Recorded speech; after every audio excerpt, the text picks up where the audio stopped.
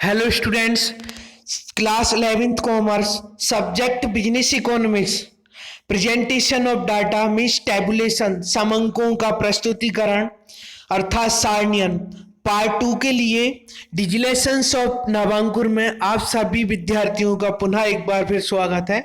चलिए प्रारंभ करते हैं। देखिए स्क्रीन पर आप देख रहे हैं सारणियन और वर्गीकरण में अंतर। अर्थात कहने का मतलब यह है कि सारणियन जो हम अध्याय पढ़ रहे हैं यह सारणियन वाला अध्याय है। समंकों का सारणियन किस प्रकार से किया जाता है, और इससे पहले वाला जो अध्याय आपने पढ़ा था वो क्या था, वर्गीकरण। अर्थात समंकों का वर्गीकरण किस प्रकार होता है और वर्गीकरण के लाभ महत्व ये आपने पढ़े हुए थे। तो यहाँ पर हम वर्गीकरण और सारणियन में अंतर जानने वाले हैं कि समंकों का जो सारणियन और वर्गीकरण किया जाता है तो उनमें क्या अंतर है। ठीक है, तो इसके लिए कुछ शब्द स्क्रीन पर प्रस्तुत किए हैं साधारण भाषा में समझने के लिए, तो हम इन पर चर्चा करते हैं। चलिए ठीक है। नंबर 1, आधारित। अर्थात वर्गीकरण में समंकों को उनके गुण के आधार पर वर्गीकृत किया जाता है। ठीक है, जबकि सारणियन में क्या होता है, सारणियन में वर्गीकरण के बाद वर्गीकृत आंकड़ों को व्यवस्थित रूप में प्रस्तुत करने के लिए उनका सारणियन किया जाता है। नंबर 2 है प्रक्रिया। अर्थात कहने का मतलब यह है वर्गीकरण सांख्यिकीय विश्लेषण की एक प्रक्रिया है, जबकि सारणियन आंकड़ों को प्रस्तुत करने की एक प्रक्रिया है। ठीक है, फिर उसके बाद है विभाजन। अर्थात कहने का मतलब यह है कि वर्गीकरण में समंकों को वर्गों एवं उपवर्गों में बांटा जाता है ना, बांटा जाता है। इसके बाद सारणियन में क्या होता है, सारणियन में वर्गों और उपवर्गों में नहीं बांटा जाता समंकों को, बल्कि सारणियन में समंकों को शीर्षकों और उपशीर्षकों के माध्यम से प्रस्तुत किया जाता है। फिर इसके साथ लिखा है प्रतिशत एवं अनुपात। अर्थात कहने का मतलब यह है कि वर्गीकरण में प्रतिशत या अनुपात आदि नहीं दिखाए जाते, जबकि सारणियन में प्रतिशत और अनुपात आदि को दिखाया जाता है। इस प्रकार से ये 4 शब्दों के माध्यम से इनको आधार शब्द मानकर उनको अंतर के रूप में प्रयोग कर सकते हैं। ठीक है, अब देखिए स्क्रीन पर आपको टेक्स्ट के रूप में ही प्रस्तुत करने का प्रयास किया है कि वर्गीकरण और सारणियन में क्या अंतर है। जो आसानी से आपको समझ में आ जाना चाहिए थे उन शब्दों को मैंने प्रस्तुत किया है। वैसे यहाँ पर 6 शब्द आपको स्क्रीन पर दिखाई दे रहे हैं। 6 प्रकार के अंतरों को आप कोई से भी कर सकते हैं, 4 इनमें से। ठीक है, वर्गीकरण में इस समंकों को उनके गुणों के आधार पर वर्गीकृत किया जाता है, और इसी प्रकार से दूसरा, तीसरा, चौथा, पांचवा, छठा अंतर है। ये 6 अंतरों को आप आसानी से समझ लें और इनमें से कोई से भी 4 कर सकते हैं। ठीक है, अब देखिए इसके बाद अगला प्रश्न है एक उत्तम सारणी के आवश्यक लक्षण। अर्थात हम जो सारणियन करते हैं समंकों का, तो सारणियन से क्या होता है, सारणियाँ बन जाती हैं, टेबल बन जाती हैं समंकों की। तो उन टेबलों के लिए एक जो उत्तम टेबल या बहुत अच्छी बेस्ट जो टेबल होती है उसके क्या गुण होना चाहिए। ठीक है, अब देखिए इसमें क्या गुण होना चाहिए। नंबर 1, उपयुक्त आकार। अर्थात कहने का मतलब यह है कि सारणी का आकार जो है उपयुक्त होना चाहिए। यह ना तो बहुत छोटा होना चाहिए आकार, ना अनावश्यक अधिक होना चाहिए। सारणी में प्रस्तुत किए जाने वाले तथ्यों को भी सीमित रखना चाहिए, उनमें उनको अनावश्यक या अनुपयुक्त तथ्यों को उसमें शामिल नहीं किया जाना चाहिए, जिससे कि सारणी का आकार जो है उचित रूप में बना रहे। नंबर 2 है तुलनात्मक। अर्थात कहने का मतलब यह है कि एक सारणी जो होती है उस सारणी में समंकों को इस प्रकार से व्यवस्थित करना चाहिए जिससे कि उनकी आसानी से तुलना हो सके, और माध्य और प्रतिशत के माध्यम से हम समंकों को तुलना योग्य बना सकें।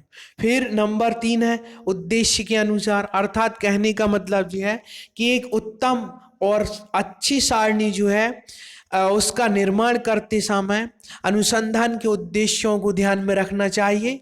अनुसंधान के उद्देश्य के अनुसार ही सारणियों का निर्माण करना चाहिए।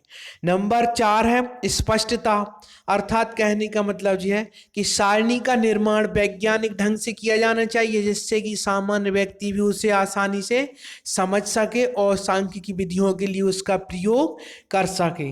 अधिक शीर्षक एवं उपशीर्षक देने से सारणी की स्पष्टता के स्थान पर अस्पष्टता उत्पन्न हो सकती है। इसलिए किसी भी सारणी में जो है अधिक शीर्षक या उपशीर्षक नहीं देना चाहिए। नंबर 5 है आकर्षक। यह तो एक उसका साधारण गुण है जो आप जान सकते हैं कि समंकों को सारणी में इस प्रकार से समायोजित और प्रस्तुत किया जाना चाहिए ताकि वे आकर्षक लगें और उनका हम आसानी से प्रयोग कर सकें। नंबर 5वां जो उसका लक्षण है वो है संक्षिप्तता, अर्थात कहने का मतलब ये है कि जब सारणियन के रूप में समंक प्रस्तुत किए जाते हैं तो उन सारणियों में जो है समंक स्पष्ट होने के साथ साथ संक्षिप्त भी होना चाहिए और पूर्ण अर्थ वाले होना चाहिए। ठीक है, ये एक उत्तम सारणी के लिए आवश्यक लक्षण या गुण कह सकते हैं हम। अब एक उत्तम सारणी के लिए आवश्यक लक्षण है 8 लक्षण स्क्रीन पर आपको प्रस्तुत किए गए हैं। इनमें से आप कोई से भी 4 से 5 लक्षण तैयार कर सकते हैं। ठीक है, अब देखते हैं सारणी के नियम, अर्थात जो आप आंकड़ों को सारणी के रूप में कॉलम और पंक्तियों में व्यवस्थित करते हैं उसके नियम क्या हैं, है ना। आपको मालूम है सारणियन के बारे में। सारणियन तो आप अच्छी तरह से पहले अर्थ में समझ चुके हैं कि समंकों को जब हम कॉलम और पंक्तियों के रूप में व्यवस्थित करते हैं तो उसको सारणियन कहते हैं। तो इस सारणियन के लिए नियम क्या होते हैं, जो टेबल बनाए जाते हैं उससे क्या नियम होते हैं। एक किस सारणी के लिए निम्नलिखित कुछ नियम होते हैं, उनको हमने स्क्रीन पर प्रस्तुत किया है, उनको हमें ध्यान में रखना आवश्यक होता है। तो देखिए सारणियन के लिए निम्न नियम है। नंबर 1 सारणी क्रमांक। यह आपको ध्यान रखना है कि विभिन्न सारणियों को जब तैयार किया जाता है तो उनकी पहचान के लिए तथा उनके संदर्भ के लिए हमें प्रत्येक सारणी पर एक क्रमांक लिखना आवश्यक होता है, जिससे कि हम सारणी को पहचान सकें और इसकी एक विषय सूची तैयार कर सकें। नंबर 2 लिखा इसी में शीर्षक, अर्थात कहने का मतलब यह है कि जितनी भी सारणियाँ बनाई जाती हैं उससे संबंधित जो समंक होते हैं उन समंकों के लिए एक उचित शीर्षक का होना आवश्यक है और यह शीर्षक जो है समंकों की प्रकृति या उनकी विशेषताओं के अनुसार होना चाहिए और इसे सारणी के ऊपर हेडिंग के रूप में लिखना चाहिए, जिससे कि हम सारणी को आसानी से पहचान सकें। शीर्षक का आकार उचित होना चाहिए, ऐसा नहीं कि शीर्षक का आकार जो है 1-2 लाइन का हो। शीर्षक संक्षिप्त होना चाहिए जिसे पढ़कर सारणी से संबंधित सभी जानकारी हम आसानी से पहचान सकें। नंबर 3 है स्तंभ, अर्थात कहने का मतलब यह है कि सारणी में जो व्यवस्थित रूप में हम समंक प्रस्तुत कर रहे हैं उसमें स्तंभों का निर्माण जो अर्थात कॉलमों का निर्माण जो है समंकों एवं तथ्यों के आधार पर करना चाहिए। उचित कॉलमों को बनाकर उनके शीर्षक एवं उपशीर्षक भी लिखना चाहिए। फिर उसके बाद है स्पष्टता, अर्थात कहने का मतलब ये है कि समंकों को सारणी के रूप में जब सुनियोजित एवं वैज्ञानिक विधि से समायोजित किया जाता है तो उससे एक सामान्य व्यक्ति उसे आसानी से समझ सके। इस प्रकार से जो है सारणी में स्पष्टता होना चाहिए। फिर उसके बाद है व्यवस्थित तथ्य, अर्थात कहने का मतलब ये है कि जो तथ्य होते हैं सारणी में वे तथ्य एक निश्चित क्रम में होना चाहिए और स्पष्ट होना चाहिए, जिससे कि जो है उनकी व्यवस्थित जानकारी हमें प्राप्त हो सके। फिर उसके बाद है उपसाधन या सन्निकटन, अर्थात कहने का मतलब ये है कि सारणी में संख्याओं को निकटतम करके लिखना चाहिए। सारणी के अंत में निकटतम संबंधी टिप्पणी भी दे देना चाहिए कि इन शब्दों को कितने निकटतम रूप में प्रयोग किया गया है। इसी प्रकार से इसका मुख्य भाग होता है सारणी का। मुख्य भाग का भी हमें विशेष ध्यान रखना चाहिए। मुख्य भाग में हमको प्रस्तुत डाटा को आसानी से समझा जा सके। तो मुख्य भाग में क्या होगा, सारणी का मुख्य भाग पहले से ही निश्चित होना चाहिए कि उसमें कितने कॉलम कितने पंक्तियां होंगी। संख्यात्मक तथ्यों को कॉलम पंक्तियों में योजना अनुसार शीर्षक उपशीर्षक एवं अनुशीर्षक में विभाजित करके प्रस्तुत करना चाहिए। फिर उसके बाद है विशेष तथ्य, अर्थात जो सारणियाँ बनाई जाती हैं उन सारणियों में कुछ हमें तथ्य अलग से भी लिखना होते हैं जिनके बारे में सूचना देना आवश्यक होता है। तो विशेष महत्व के तथ्यों को गहरे अक्षरों में लिखना चाहिए। अर्थात कहने का मतलब ये है कि जो हेडिंग टाइप के शीर्षक टाइप के जो तथ्य रहते हैं उनको हमें विशेष गहरे अक्षरों में या अलग से अलग डिजाइन से लिखना चाहिए अथवा उनको रेखांकित कर देना चाहिए जिससे कि वह आसानी से समझे जा सके। इस प्रकार से एक सारणी बनाने के लिए ये सामान्य नियम है, इनका पालन करना उचित होता है।